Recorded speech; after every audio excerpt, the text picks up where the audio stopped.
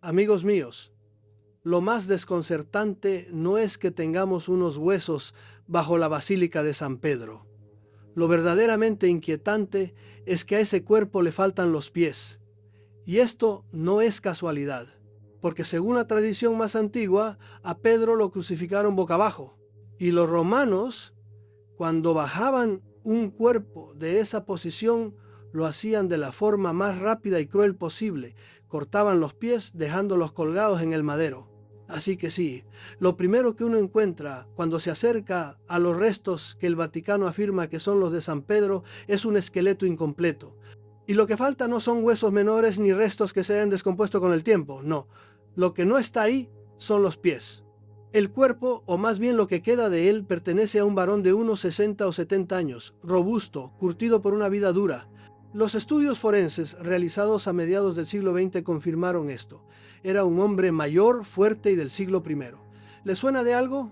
Porque eso encaja perfectamente con la figura de Pedro, un pescador de Galilea ejecutado en Roma en tiempos de Nerón en torno al año 64. Y aún hay más. Esos huesos están teñidos de rojo, un color que no proviene de la tierra ni de la oxidación. Es el rastro que deja la púrpura, un paño carísimo que en la antigüedad solo usaban los emperadores y los hombres más poderosos del mundo. Alguien en algún momento envolvió esos restos en púrpura, no como un simple enterramiento, sino como un acto ceremonial de enorme respeto. Alguien creyó que estaba sepultando al líder de su fe y quiso dejarlo claro. Pero volvamos al detalle que lo cambia todo. El hecho de que los pies no estén tiene una lógica que encaja con la historia más incómoda de todas: la crucifixión boca abajo. Una ejecución especialmente humillante.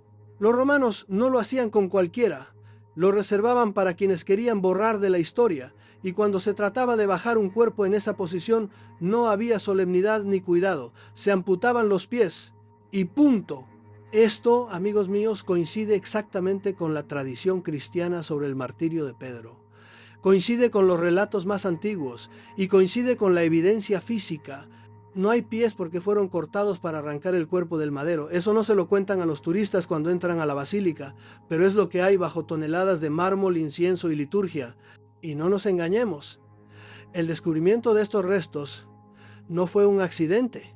Fue el resultado de unas excavaciones discretas, iniciadas en tiempos del Papa Pío XII, cuando se decidió rebajar el suelo de las criptas para facilitar el paso. Lo que parecía una simple obra de adaptación terminó destapando una estructura funeraria romana, justo bajo el altar mayor. Allí encontraron una cámara, dos tejas cruzadas a modo de tapa y los huesos. No estaban perfectamente conservados ni completos, estaban dispersos, fragmentados, como cabía esperar tras siglos de historia oculta. Pero lo esencial estaba ahí: el cuerpo de un varón anciano del siglo I, robusto, sin pies y teñido de púrpura. Durante décadas, dentro del propio Vaticano, hubo debates intensos sobre si esos eran los huesos auténticos. Algunas reliquias encontradas inicialmente fueron descartadas, otras reclasificadas.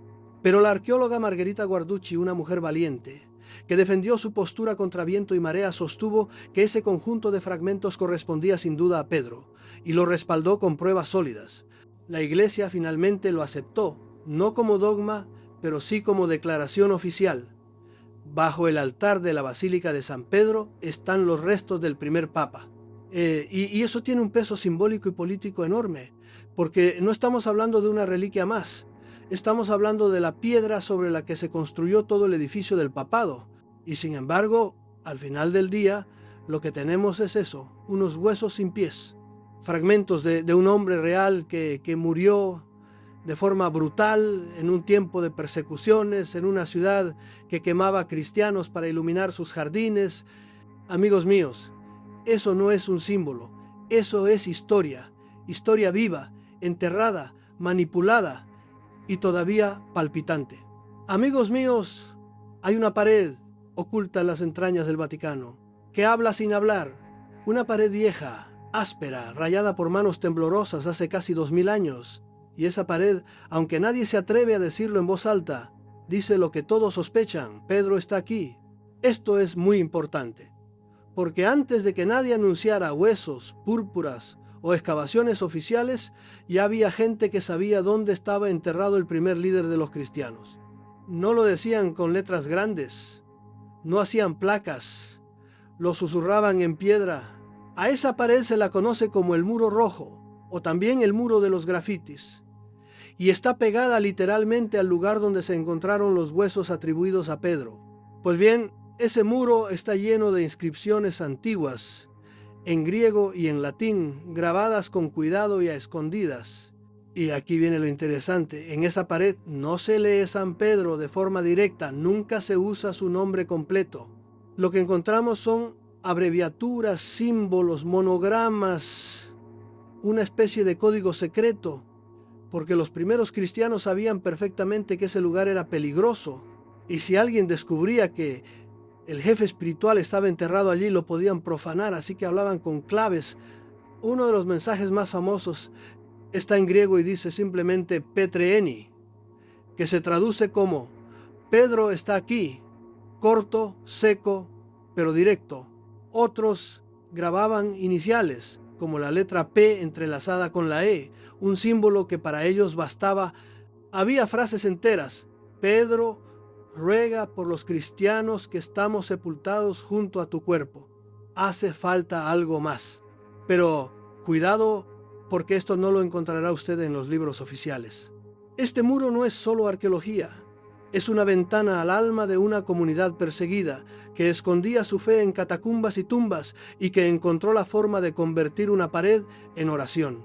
Imagínese usted, siglo II, tal vez siglo III, un cristiano anónimo baja hasta esa cripta, se asegura de que nadie lo ve y con una pequeña herramienta raspa la piedra. No escribe un poema, no deja una firma, solo unas letras que dicen lo esencial: Pedro está aquí. Y aquí viene lo más sorprendente. Cuando los arqueólogos del siglo XX descubrieron este muro, no podían creer lo que veían, porque no era una inscripción moderna ni medieval. Estaban ante un testimonio silencioso de los primeros siglos del cristianismo. Era como si la piedra hablara después de siglos de silencio.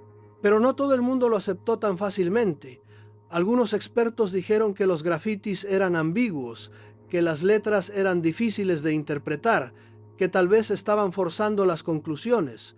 Pero la arqueóloga Margherita Guarducci, que estudió el muro con lupa, supo leer entre líneas y lo defendió con una convicción que le costó enemigos dentro y fuera del Vaticano. Yo siempre he dicho, cuando la verdad es incómoda, los de arriba hacen lo imposible por difuminarla. Y este muro, amigos míos, dice más con lo que insinúa que con lo que declara. Porque una cosa está clara: los cristianos de aquella época no habrían rayado esa pared, ni se habrían jugado la vida escribiendo allí si no creyeran con certeza que justo detrás reposaban los restos de Pedro. Así que cuando uno camina hoy por esa necrópolis, no está solo viendo piedras y huesos. Está caminando sobre los susurros de una fe clandestina, sobre los primeros mensajes de una iglesia que todavía no era poder sino supervivencia. Y esa pared, aunque no lo diga con todas las letras, sigue gritando lo mismo que entonces: Pedro está aquí. Mientras Europa entera ardía bajo las bombas de la Segunda Guerra Mundial, mientras los ejércitos avanzaban y los gobiernos caían, en el subsuelo del Vaticano se abría un túnel secreto, pero no por miedo a los nazis. Lo que allí se buscaba era mucho más antiguo y para algunos más peligroso. Amigos míos, esto no es casualidad.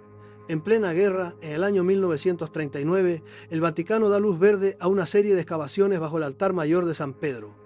Oficialmente se dice que el Papa Pío XII, que era un hombre alto, tenía dificultades para caminar erguido por las criptas y que por eso se decide rebajar el suelo. Hasta ahí todo parece lógico, pero la realidad fue otra, porque al rebajar el suelo unos 80 centímetros, nada menos, los obreros se topan con algo insólito: una estructura antigua, muros, restos romanos y señales claras de que allí abajo había mucho más que tierra. Y entonces el Vaticano cambia el plan. Ya no se trata de arreglar pasillos para el Papa. Lo que comienza es una operación arqueológica de enorme alcance y altamente confidencial. Pocos lo sabían, menos aún lo entendían, porque lo que estaba en juego era algo que no se podía anunciar a la ligera. el posible hallazgo de la tumba del primer papa. Esto, amigos míos, no es cualquier cosa. En aquel momento la Iglesia había perdido el poder temporal, los estados pontificios eran historia, el prestigio de Roma estaba tambaleando, y qué mejor forma de recuperar autoridad que afirmar con pruebas arqueológicas en la mano que los restos de San Pedro estaban justo bajo el altar principal. Y aquí es donde uno empieza a hacerse preguntas incómodas, porque esta excavación no fue llevada por una universidad ni por un instituto independiente, fue una operación interna del Vaticano. Ellos elegían qué se excavaba, qué se mostraba y qué no. Las decisiones pasaban por el Papa y los informes se filtraban con pinzas. No es que fuera una conspiración, pero sí fue una excavación hecha con un objetivo muy claro. Y lo repetiré una vez más, esto no lo encontrará usted en los libros oficiales. Durante los años siguientes se van descubriendo niveles sobre niveles de historia, tumbas romanas, inscripciones, restos humanos, estructuras que no cuadraban con la arquitectura conocida. Pero el momento clave llega cuando se topan con lo que parece ser una tumba muy antigua, tapiada rudimentariamente con 2 tejas cruzadas. No había ataúd, ni sarcófago, ni monumento, pero todo apuntaba a que allí había estado algo importante. Eso sí, el hueco estaba vacío. Lo único que se encontraba eran huesos dispersos en las cercanías pienes, y más adelante se vincularían con el famoso viejo robusto sin pies que vimos en la sección anterior. Pero en ese momento los hallazgos eran delicados, porque si aquello no era Pedro, todo se venía abajo, y si lo era, el Vaticano necesitaba tiempo, análisis y un relato perfecto. Por eso, durante años no se dijo nada. Las excavaciones siguieron en silencio, las noticias se dosificaron y solo en 1959 años después del descubrimiento, el Papa Pío XII se atrevió a anunciar por radio que la tumba de San Pedro ha sido hallada. Y aquí viene lo realmente sorprendente, no dijo nada de los huesos, porque ni siquiera en ese momento querían arriesgarse a afirmar demasiado pronto, solo hablaron de la tumba. El resto vendría después. Cuando los análisis confirmaran lo que el Vaticano ya intuía. Amigos míos, esta historia nos recuerda algo que he dicho muchas veces. Cuando la fe se mezcla con el poder, la verdad necesita ser cuidadosamente administrada. Y no nos engañemos, el hecho de que estas excavaciones se hicieran justo en ese momento en silencio con tanto control no fue una casualidad. Fue una jugada maestra, una excavación pensada para reforzar la autoridad espiritual en un momento de crisis global, y lo lograron, porque desde entonces cada vez que uno se arrodilla frente al altar mayor de San Pedro, está haciéndolo supuestamente sobre la tumba del primer papa, y eso en términos simbólicos vale más que todo el oro del Vaticano. Si hoy derribáramos piedra por piedra la Basílica de San Pedro, lo que aparecería debajo sería otra iglesia, y debajo otra, y debajo otra más. Como una muñeca rusa, capa tras capa, todas construidas sobre un único punto, el lugar donde, según la tradición, fue enterrado el apóstol Pedro. Y esto no es una metáfora, amigos míos, es arqueología pura, porque debajo de la basílica que hoy todo el mundo visita, la de Miguel Ángel, Bernini y los papas, se esconde una cadena milenaria de construcciones, todas levantadas sobre el mismo lugar. ¿Por qué? ¿Qué tiene ese punto exacto de la colina vaticana que ha obligado a generación tras generación a construir justo allí? La más antigua de todas fue ordenada por el emperador Constantino en el siglo IV. Y cuidado, porque aquí no estamos hablando solo de arquitectura. Lo que hizo Constantino fue un acto político, teológico y simbólico de primer orden. Mandó nivelar la colina, arrasar tumbas romanas, enterrar estructuras anteriores y construir una gran basílica justo encima del lugar donde los cristianos decían que estaba enterrado Pedro. Y esto es muy importante, porque en aquel momento el cristianismo estaba pasando de ser una secta perseguida a convertirse en la religión oficial del imperio. Y si querías consolidar ese cambio, necesitabas un símbolo potente. ¿Y qué mejor símbolo que decir: aquí, bajo este templo, reposa el primer líder de nuestra iglesia?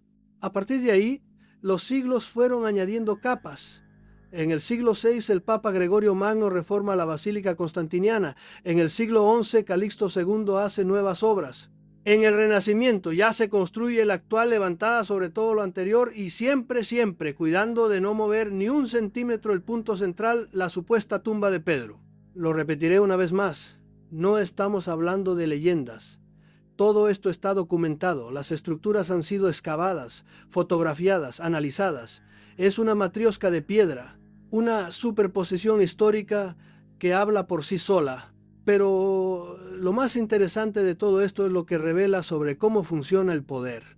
Porque construir una basílica no es solo levantar un edificio, es marcar un lugar como sagrado, es decirle al pueblo, este punto es el centro del mundo. Y hacerlo con tal insistencia siglo tras siglo, papa tras papa, implica que no estamos ante una simple tradición, sino ante una estrategia de legitimación. Créame usted si quiere, pero esto es algo que la Iglesia ha entendido siempre mucho mejor que sus críticos. El poder no solo se impone, se simboliza. Y colocar el centro de la cristiandad justo encima de la tumba de un mártir perseguido es la forma perfecta de decir hemos vencido. Ahora bien, ¿realmente esa tumba es la de Pedro? Esa pregunta la dejamos para otras secciones, pero lo que no admite discusión es que desde el siglo IV el lugar ha sido tratado como si lo fuera. Ya en esa época peregrinos decían haber rezado junto al cuerpo del apóstol, y todo lo que vino después, desde los altares hasta los mosaicos, se levantó sobre esa base, la memoria convertida en piedra. Esto, amigos míos, no es una tontería, porque en esa sucesión de basílicas se ve claramente cómo la Iglesia no solo ha conservado una tradición, la ha reforzado, la ha embellecido y la ha protegido con toneladas de mármol, literalmente. Y aquí viene lo realmente sorprendente. Todos esos niveles arquitectónicos, todos esos templos encajados uno dentro de otro, han servido también para ocultar, para sepultar lo más delicado bajo capas y capas de historia oficial, porque cuanto más profundo es algo, más difícil es acceder a él y más control se tiene sobre su interpretación. Así funciona el Vaticano. Un edificio encima de otro, una historia encima de otra, una verdad encima de otra y al final, en el fondo de todo, una tumba. ¿De quién? Bueno, esa es la gran pregunta. La Iglesia nació en las sombras. No en catedrales, ni en palacios, ni en basílicas repletas de oro. No, amigos míos. Nació en las catacumbas, en tumbas, en cuevas, en rincones escondidos donde el simple hecho de rezar podía costarte la vida. Y entre todas esas tumbas clandestinas, hubo una que desde el principio tuvo un valor especial, la tumba de Pedro. Estamos hablando del siglo I, del Imperio Romano en su apogeo, de una ciudad, Roma, donde el cristianismo no era más que una secta minoritaria y molesta, donde Nerón buscaba culpables para justificar sus excesos, y encontró en los cristianos el chivo expiatorio perfecto tras el incendio de la ciudad. Fue entonces, según la tradición, cuando Pedro fue detenido, juzgado y crucificado boca abajo en el circo de Nerón en la colina vaticana. Y aquí empieza lo interesante, porque si a Pedro lo ejecutaron como reo, su cuerpo no tenía derecho a un entierro digno. Los restos de los condenados se dejaban tirados, o como mucho eran recogidos a escondidas por sus allegados. Y eso fue probablemente lo que ocurrió aquí.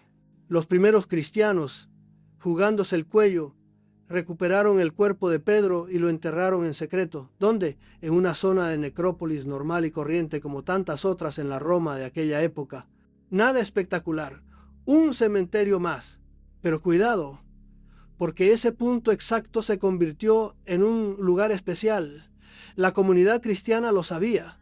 No podían decirlo en voz alta, ni levantar una iglesia encima, ni colgar un cartel, pero sabían que allí estaba, y empezaron a ir al principio con miedo. Reuniones breves, susurros, oraciones en voz baja. Después, con un poco más de confianza, algún símbolo grabado, un anagrama, un pequeño signo de que ese lugar tenía un valor, y finalmente con una especie de certeza compartida, ese era el lugar donde descansaba el líder, el apóstol, el mártir, Pedro. Esto lo confirman tanto la arqueología como los testimonios antiguos. Eusebio de Cesarea, Ireneo de León y otros autores del siglo II ya hablaban de tumbas conocidas pero no divulgadas de Pedro y Pablo en Roma. Es decir, no estamos ante un invento medieval. Ya en los primeros siglos los cristianos sabían dónde estaba la tumba de Pedro y la veneraban, pero lo hacían en secreto. Porque ser cristiano era peligroso y ser el custodio de una tumba sagrada aún más. Y aquí entra en juego un detalle crucial. La ubicación de esa tumba no fue elegida al azar. La necrópolis bajo el Vaticano era un lugar relativamente marginal, con tumbas paganas, nichos familiares, mausoleos modestos, lo ideal para esconder algo importante sin llamar la atención, y al mismo tiempo lo bastante accesible como para que los fieles pudieran visitarlo sin levantar sospechas, una combinación perfecta entre anonimato y devoción. Con el tiempo, ese punto se convirtió en un centro espiritual. No era todavía una iglesia, no tenía columnas, ni altares, ni frescos, pero tenía algo más fuerte, tenía memoria y tenía fe. La tradición medieval contaba que los primeros papas celebraban la Eucaristía sobre la tumba de Pedro. Exageración, tal vez, pero lo cierto es que ese gesto, el de alinear el altar papal exactamente encima de donde se cree que están los restos de Pedro, se ha mantenido hasta hoy. Y eso, amigos míos, no es casualidad. Es un símbolo de continuidad, de linaje, de autoridad. Porque si tu altar está sobre la tumba del primer papa, tú eres el heredero legítimo, y por eso esa tumba que en sus inicios era un hueco escondido entre otras tumbas, fue protegida con tanto esmero.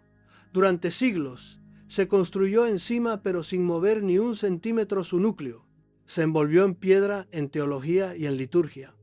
Pero su esencia seguía siendo la misma, un punto de reunión, un foco de memoria, un lugar sagrado al que los cristianos acudían desde el principio, aunque tuvieran que hacerlo a escondidas. Esto no lo encontrará usted en los libros oficiales, pero es clave para entender cómo una religión perseguida construyó piedra a piedra su mayor bastión a partir de una tumba sin nombre en una colina olvidada. Amigos míos, esta es la gran pregunta que nadie en el Vaticano quiere que usted se haga. Porque la Iglesia afirma sin pestañear que Pedro estuvo en Roma, que murió en Roma y que fue enterrado en Roma. Pero si uno se toma la molestia de abrir el Nuevo Testamento, de leer los textos originales, se encuentra con un silencio sepulcral. Y esto no es una tontería. El libro de los Hechos de los Apóstoles, que narra viajes, persecuciones y concilios, jamás menciona que Pedro haya puesto un pie en Roma. La famosa carta de San Pablo a los romanos, escrita precisamente para la comunidad cristiana de Roma, no menciona a Pedro ni de pasada. Y estamos hablando de una carta llena de nombres, de saludos personales, de referencias, pero ni rastro del primer papa. Esto para algunos ha sido suficiente para afirmar rotundamente que Pedro nunca estuvo allí, que toda la idea del papado romano se construye sobre una leyenda posterior, que todo el edificio del Vaticano, simbólica y literalmente, se levanta sobre una historia que no está en los evangelios. Pero cuidado, porque a partir del siglo II las fuentes empiezan a hablar, y lo hacen con bastante claridad. Clemente de Roma, uno de los primeros padres de la Iglesia, ya menciona los sufrimientos de Pedro y Pablo en Roma. Ignacio de Antioquía habla de la comunidad romana como fundada y presidida por ellos. Ireneo de León, otro peso pesado de la teología temprana, repite lo mismo. Y luego está el presbítero Gallo, que entre los siglos II y III afirma sin titubeos que las tumbas de Pedro y Pablo estaban en Roma, una en el Vaticano y la otra en la Vía Ostiense. Claro, estas fuentes no son neutrales. Son cristianos defendiendo su fe, pero al mismo tiempo están mucho más cerca de los hechos que nosotros. No vivieron en la Edad Media ni escribieron 1000 años después. Es gente que vivía a apenas 2 generaciones de los apóstoles, y todos coinciden. Por eso, negar por completo que Pedro haya estado en Roma es forzar demasiado la interpretación, pero tampoco se puede aceptar ciegamente lo que dice la tradición sin hacer preguntas. Porque si Pedro estuvo en Roma, ¿por qué no se menciona en los textos sagrados? ¿Por qué tanto silencio en las fuentes más antiguas? Y aquí, amigos míos, entramos en el terreno incómodo. en el que la fe y la historia no siempre caminan de la mano. Yo siempre he dicho que la verdad está en los matices, que el poder religioso como el poder político se construye no solo con hechos sino con símbolos, y Pedro en Roma es el símbolo perfecto, el apóstol elegido, el líder, el mártir, enterrado justo debajo del altar más sagrado de la iglesia. Todo encaja demasiado bien. Y si ese relato se tambalea, si resulta que Pedro no estuvo en Roma o que su tumba no es esa, entonces también tambalea la autoridad simbólica del papado. Esto es muy importante, porque la figura del Papa no es solo un cargo administrativo, es el sucesor directo de Pedro, el heredero espiritual, el que ocupa la misma silla, la misma ciudad, el mismo altar. Por eso, desde el siglo IV con Constantino, se construyó sobre esa tumba. Y por eso, en el siglo XX, se excavó con tanto cuidado, porque el mensaje es claro: aquí está Pedro y nosotros estamos sobre él. ¿Es verdad, es mito, es una mezcla de ambas cosas? Créame usted si quiere, pero yo le diré lo que pienso. No es tan importante si Pedro estuvo o no estuvo. Lo que importa es cómo se ha usado esa historia, cómo se ha convertido en la piedra angular de una institución de poder, cómo un silencio del Nuevo Testamento se llenó con siglos de liturgia, mármol y política. Esto no lo encontrará usted en los libros oficiales. Pero es la pregunta que hay que hacerse si queremos entender lo que hay de verdad debajo de la cúpula de Miguel Ángel. Amigos míos, cuando se habla de la tumba de San Pedro, hay un detalle que siempre se pasa por alto, y es este: los huesos no estaban donde se suponía que debían estar, porque lo que encontraron los arqueólogos en los años 40 no fue un ataúd bien colocado ni una urna decorada con inscripciones. Lo que encontraron fue una cavidad vacía, cubierta con dos simples tejas romanas y restos óseos desperdigados en otra parte. ¿Y por qué es importante esto?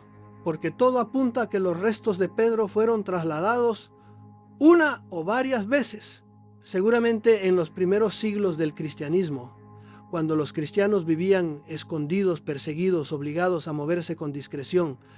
No lo decían públicamente, pero protegían esa tumba como un tesoro, y cada vez que había una persecución había que actuar rápido, abrir, sacar los restos, esconderlos en otro lugar más seguro y sellar el sitio anterior como si nada hubiera pasado.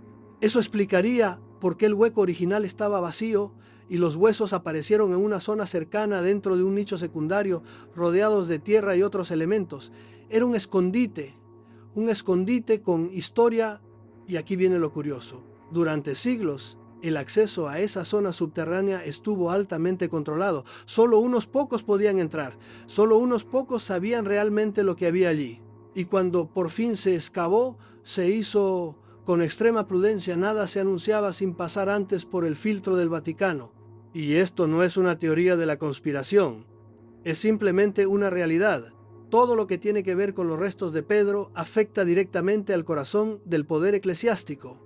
Si se encontraban los huesos y se podían autenticar, perfecto, pero si no se encontraban o había dudas, eso podía generar un problema, porque la Iglesia ha construido durante siglos su autoridad simbólica sobre el hecho de que el Papa es el sucesor de Pedro y que Pedro está enterrado justo ahí. Por eso, amigos míos, hay una lógica clara detrás de este cuidado extremo, y es una lógica comprensible, porque en la Edad Media, por ejemplo, se vivió una auténtica fiebre por las reliquias. Cada iglesia quería tener su reliquia, un fragmento de cruz, un hueso de mártir, un pedazo de túnica, cualquier cosa que diera prestigio. Y en ese contexto, la tumba de San Pedro no podía abrirse alegremente, porque si se abría, corría el riesgo de ser saqueada, repartida o incluso falsificada. El Vaticano sabía que el único modo de preservar esa memoria era cerrarla a cal y canto. Y lo hicieron durante siglos. Ahora bien, eso también ha generado un problema. La falta de acceso genera dudas, porque cuando las cosas se ocultan durante demasiado tiempo, la gente empieza a sospechar, aunque no haya trampa. No nos engañemos, la fe necesita símbolos. Y el cuerpo de Pedro, enterrado bajo la basílica, es uno de los símbolos más potentes del cristianismo, pero también es un elemento de poder, y por eso se protege. Y por eso no cualquiera puede entrar a comprobarlo por sí mismo. ¿Quiere decir esto que todo sea falso? No necesariamente. pero sí deja claro que el manejo de las reliquias, especialmente las útiles, nunca ha sido inocente. Siempre ha estado relacionado con la autoridad, la devoción y también con la política eclesiástica. Y por eso esta historia de traslados, ocultamientos y descubrimientos a medias no es una anécdota. Es parte esencial de cómo la Iglesia ha construido su relato durante 2000 años. Amigos míos, hay objetos que parecen hablar, que no necesitan demasiada explicación para generar respeto. Las cadenas de San Pedro son uno de ellos. A simple vista son solo eso, cadenas viejas, oxidadas, retorcidas por el tiempo, pero detrás de esos eslabones hay una historia que mezcla poder, simbolismo y una leyenda que si uno no está muy despierto puede tragar sin hacerse preguntas. La tradición dice que esas cadenas son las que usaron para encarcelar a Pedro, el apóstol, tanto en Jerusalén como en Roma. Y aquí ya empezamos con algo curioso, no hablamos de una sola cadena, sino de dos. Dos juegos distintos, dos momentos distintos que supuestamente acabaron fundiéndose en uno solo por intervención divina. El relato más popular cuenta que fue el Papa León I, en pleno siglo V, quien mandó traer a Roma las cadenas del encarcelamiento en Jerusalén para unirlas con las que se conservaban en Roma. Y aquí viene el punto clave. Cuando ambas se juntaron, no chocaron, no se apilaron una sobre otra, se fusionaron, como si fueran de cera, como si un metal reconociera al otro.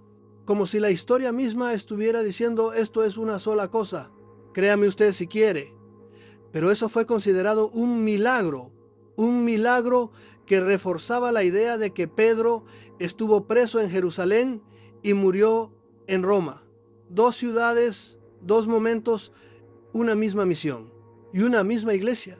Desde entonces, esas cadenas se veneran en una iglesia concreta de Roma, San Pietro in Vincoli. Allí están expuestas. Allí van los peregrinos y allí se ha construido todo un relato visual, litúrgico y espiritual en torno a esos eslabones. Porque no son solo restos arqueológicos, son símbolo del sufrimiento de Pedro, de su autoridad y de su transformación de simple pescador a líder universal de una religión. Pero cuidado, porque, como siempre, hay un punto que no encaja del todo. ¿Por qué dar por sentado que esas cadenas son auténticas? ¿Quién lo comprobó? ¿Qué pruebas se tienen? Ninguna, solo la fuerza de la tradición, solo el deseo de creer que esos trozos de hierro conectan directamente con uno de los momentos fundacionales del cristianismo. Y esto no es nuevo. En la Edad Media, las reliquias eran mucho más que objetos santos, eran herramientas de poder. Tener una reliquia importante te convertía en centro de peregrinación, en foco de respeto, en receptor de donativos, te daba autoridad, te daba influencia. Y qué mejor reliquia que las cadenas de Pedro. No solo son reconocibles visualmente, no solo remiten a un episodio concreto del Nuevo Testamento, también transmiten una idea muy poderosa. Pedro fue prisionero del imperio, pero la iglesia lo liberó. Ese es el mensaje que ha circulado durante siglos y el que sigue latiendo hoy cada vez que esas cadenas se exhiben, no como un trozo de metal, sino como un símbolo de que el cristianismo venció a Roma, de que lo que antes era castigo se ha vuelto gloria, y que el que fue atado por sus ideas terminó siendo la piedra sobre la que se construyó una iglesia entera. Yo siempre he dicho que los objetos también mienten, que también se usan para contar una versión interesada de la historia, pero en este caso, más que mentira, lo que hay es un relato útil, uno que sirve para recordar, sí, pero también para reforzar un mensaje de autoridad. Así que la próxima vez que alguien mencione las cadenas de San Pedro, piense en esto. No está viendo simplemente el pasado, está viendo una construcción política, teológica y simbólica que ha sobrevivido casi 2000 años. Porque en la historia de la iglesia nada se guarda por casualidad, y mucho menos una cadena. Amigos míos, hay una cosa que siempre me ha fascinado del cristianismo medieval. Cuanto más se duplicaban las reliquias, más aumentaba la fe, como si tener varias versiones de lo mismo no fuera un problema, sino una ventaja. Y el caso de la Verónica y la lanza sagrada es el mejor ejemplo de esto. Empecemos por la Verónica. Según la tradición, fue aquel paño en el que quedó impreso el rostro de Jesús mientras cargaba la cruz hacia el Calvario. Una mujer, llamada Verónica, se acercó, limpió su sudor y su sangre, y ahí quedó su cara marcada, milagrosamente, sin pintura, sin tinta, sin técnica humana, solo quedó el rostro. Pues bien, esa reliquia, dicen, se conserva en el Vaticano, oculta dentro de una de las columnas que sostienen la cúpula de la Basílica de San Pedro. Pero no es la única, porque hay otra en Jaén, otra en Manopello, otra en Gante, y todas dicen ser la verdadera. ¿Cómo puede ser? Ahora pasemos a la lanza. Se trata de la lanza de Longinos, el arma con la que un soldado romano atravesó el costado de Jesús cuando ya estaba en la cruz. Y también aquí la historia se multiplica. Hay una en Roma, otra en Viena, otra en Armenia. Todas reclaman autenticidad, todas con su historia, todas con su liturgia. ¿Y cuál es la verdadera? Nadie lo sabe. Pero eso no ha impedido que, durante siglos, esas reliquias se hayan venerado como auténticas, porque aquí, amigos míos, lo que importa no es tanto la autenticidad científica como el mensaje simbólico. La Verónica no es solo un trapo con una imagen, es el rostro de Dios hecho carne, el reflejo físico de lo divino, el puente entre el cielo y la materia. Y la lanza no es solo un arma, es la prueba del dolor, de la muerte y por tanto del sacrificio que fundamenta toda la fe cristiana. ¿Y por qué están en el Vaticano? Porque el Vaticano lo entendió muy bien desde el principio. Si tienes el cuerpo del primer papa, si tienes sus cadenas, si tienes su tumba y encima tienes el rostro de Cristo y el instrumento de su muerte, entonces no eres solo un centro de poder religioso. Eres el epicentro del relato sagrado, el lugar donde convergen todas las historias.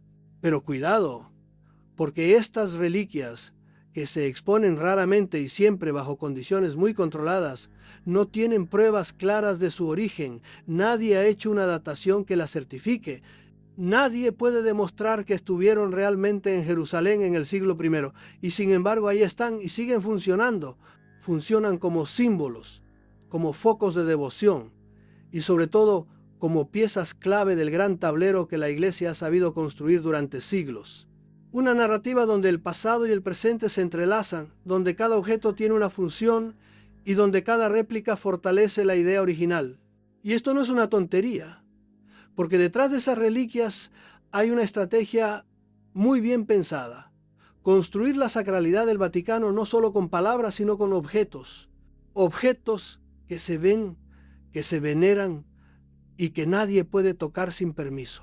Así que créame usted si quiere, aunque no sepamos cuál es la auténtica, lo cierto es que la idea de tener más de una Verónica o más de una lanza no debilita la fe, la fortalece. Porque lo importante no es el metal o el lienzo, sino lo que representan. Y eso, amigos míos, lo ha entendido la Iglesia mejor que nadie. Amigos míos, déjenme decirlo sin rodeos. Esa enorme columna de piedra que hoy está plantada en medio de la plaza de San Pedro fue testigo de la muerte de Pedro. Y no me refiero a una hipótesis bonita ni a un mito romántico. Me refiero a una probabilidad histórica tan potente que cambia por completo la manera en que debemos leer ese sitio. Porque ese obelisco no nació en la plaza de San Pedro. No fue diseñado para decorar la basílica ni para hacer una montaña rusa de fotografías. Esa piedra vino de otro lugar del circo de Nerón, donde, según la tradición más antigua, se ajusticiaron a tantos cristianos que Roma ya no sabía qué hacer con ellos. Pedro estaba entre ellos. Piensen esto un momento. Un monumento egipcio, traído a Roma durante los tiempos imperiales, quedó plantado en la colina vaticana. Un lugar que 2000 años atrás era pantanoso, maloliente y en términos prácticos un vertedero humano. No un sitio santo, no un lugar de peregrinación, ni siquiera un barrio respetable, era la periferia vergonzante de una metrópoli poderosa, y allí ejecutaban a los enemigos políticos, a los rebeldes y a los cristianos. Y es ahí donde Pedro, según la tradición más antigua, fue crucificado boca abajo, porque él mismo pidió no morir como su Señor, pidió una crucifixión invertida por humildad. Y aquí viene lo inquietante. Esas mismas colinas de la antigua Roma vieron la sangre de ese hombre. Y justo donde se levantó su martirio y su enterramiento clandestino, ahora se yergue un obelisco pagano en origen, cristiano en destino, coronado por una cruz.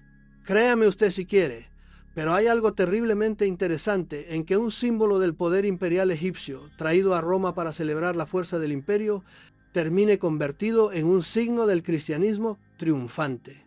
¿Quién lo imaginó? ¿Quién lo planeó? ¿Fue casualidad? No nos engañemos, no hay casualidades cuando hablamos de simbolismos milenarios. Cuando el Papa Sixto V ordenó mover el obelisco desde el Circo de Nerón hasta el centro de la Plaza de San Pedro, no fue un acto de decoración urbana, fue una declaración de poder monumental. Estaban tomando un objeto que pertenecía al pasado pagano y lo estaban colocando en el centro del mundo cristiano contemporáneo. Aquello no era una restauración arqueológica, era una conquista simbólica. Una forma de decir, hemos derrotado a Roma misma, hemos tomado sus símbolos y los hemos hecho nuestros. Y aquí viene lo realmente asombroso. Para mover ese obelisco fue necesaria una logística prodigiosa. Cientos de hombres, poleas, fuerza coordinada, riesgos enormes. Y hay crónicas detalladas que narran cómo se llevó a cabo. Con instrucciones precisas, con preparativos silenciosos, incluso con órdenes tajantes de silencio para evitar errores durante la elevación, porque una piedra de 30 metros no es un juguete, era una pieza única. Pero pensemos en esto, esa piedra vio la muerte de Pedro, estuvo allí mientras la crucifixión se llevaba a cabo, y luego fue movida siglos después a un lugar que en el imaginario colectivo representa exactamente lo contrario de aquel terror antiguo. De objeto supuestamente neutral o imperial, se hizo símbolo universal del cristianismo. Eso es más extraño que cualquier fábula, porque el Circo de Nerón no era un templo, ni un palacio, ni un monumento nacional, era un espacio grotesco donde los condenados eran exhibidos, torturados y eliminados. Allí murieron mártires, allí, quizás, un hombre sin poder, Pedro, con la cabeza baja y la espalda rota, aceptó una muerte humillante. Y ahora su memoria se erige en el corazón de la cristiandad. Esa es la verdadera ironía de la historia. Y no piensen que esto es anecdótico. En términos de poder, símbolos como ese obelisco hacen más que un decreto papal o una bula. No necesitas convencer con palabras si tienes un objeto que está ahí mismo, representando la transición de un pasado brutal a un presente dominado por la iglesia. La piedra lo dice sin pronunciar una palabra.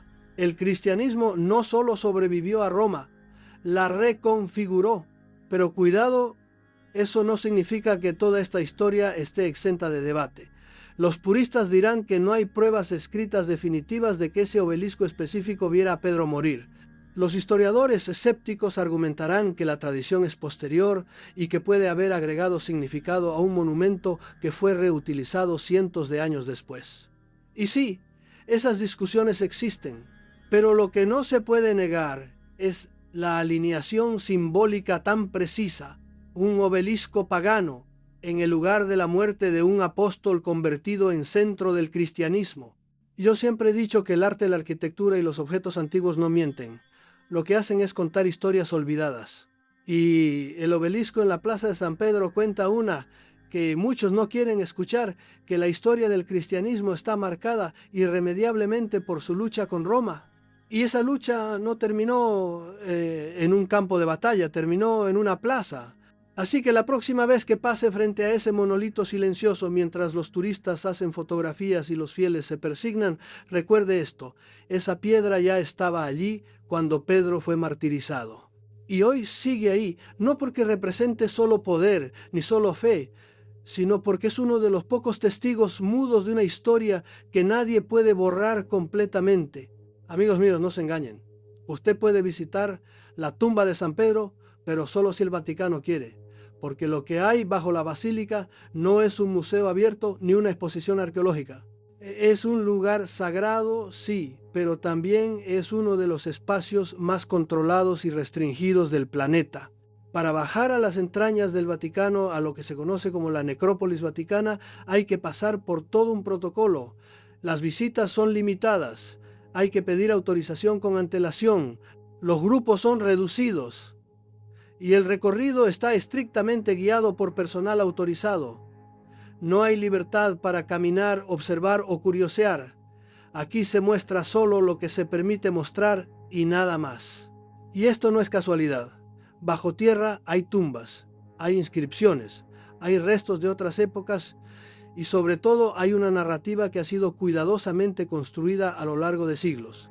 El Vaticano sabe que ese subsuelo es mucho más que arqueología, es un cimiento simbólico del poder eclesiástico y por eso lo protege, lo administra y hay que decirlo claro, lo vigila con sumo cuidado.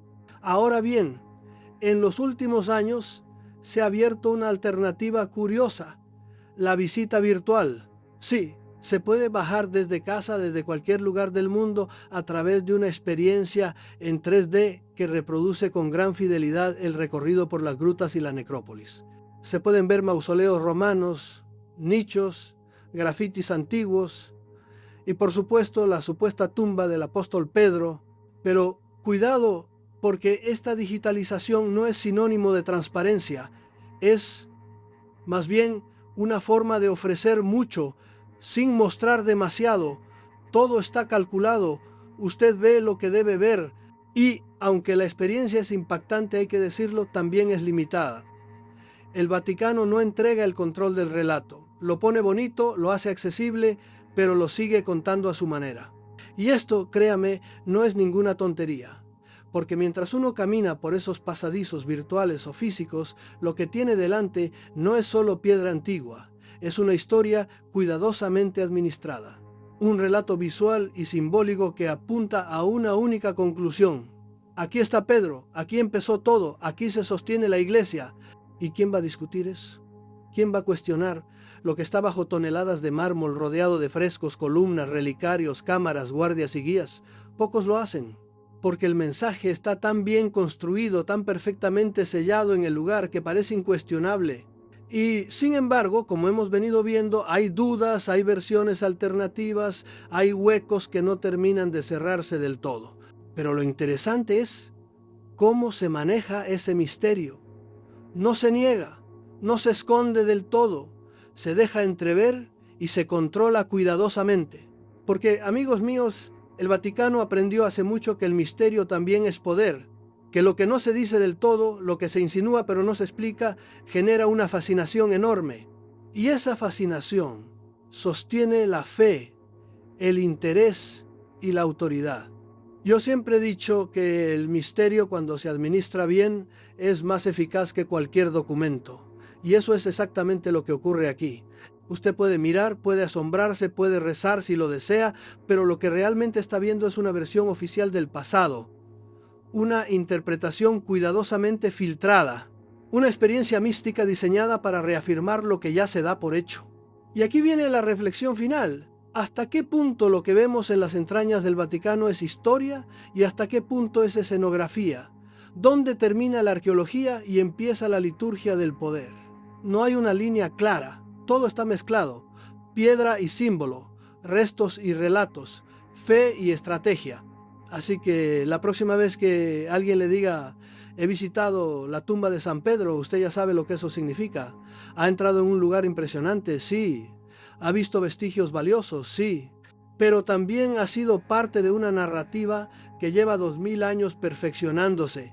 Y créame, eso no es casualidad. Amigos míos, no nos engañemos.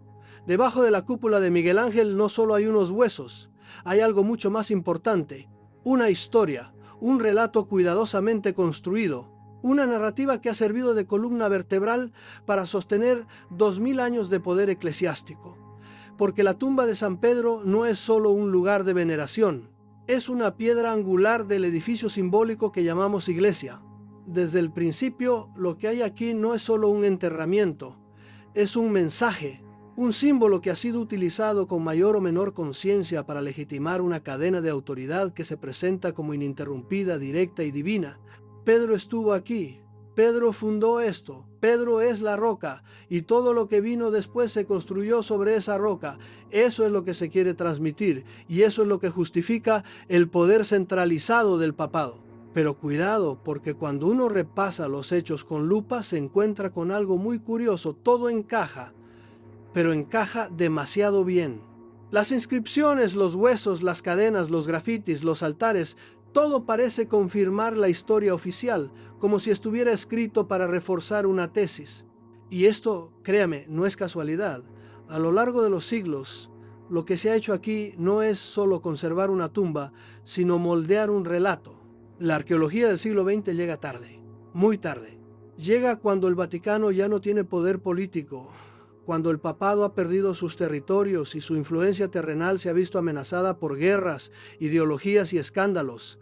Y justo entonces aparecen los huesos, aparece la confirmación, aparece la respuesta simbólica que restablece la conexión entre el apóstol y el trono papal. ¿Coincidencia? Créame usted si quiere, pero a mí no me lo parece, porque el hallazgo no fue público, no fue transparente, fue selectivo, cerrado, dirigido desde arriba. Se publicó lo que interesaba, se ocultó lo que generaba dudas, se presentaron pruebas suficientes pero no concluyentes. Y se cerró el caso con una reverencia. El Vaticano dijo: aquí está Pedro, y el mundo lo aceptó. Esto no significa que los huesos sean falsos. Nadie ha probado tal cosa, pero el punto no es ese. El punto es cómo se ha utilizado esa tumba, cómo se ha convertido en un elemento de poder, en una herramienta de legitimación, porque en el fondo lo que tenemos no es un cuerpo completo, ni una inscripción clara, ni un acta oficial del siglo I. Lo que tenemos es una interpretación, una apuesta, un símbolo. Y esto es lo que la Iglesia ha sabido hacer mejor que nadie: convertir símbolos en estructuras de poder.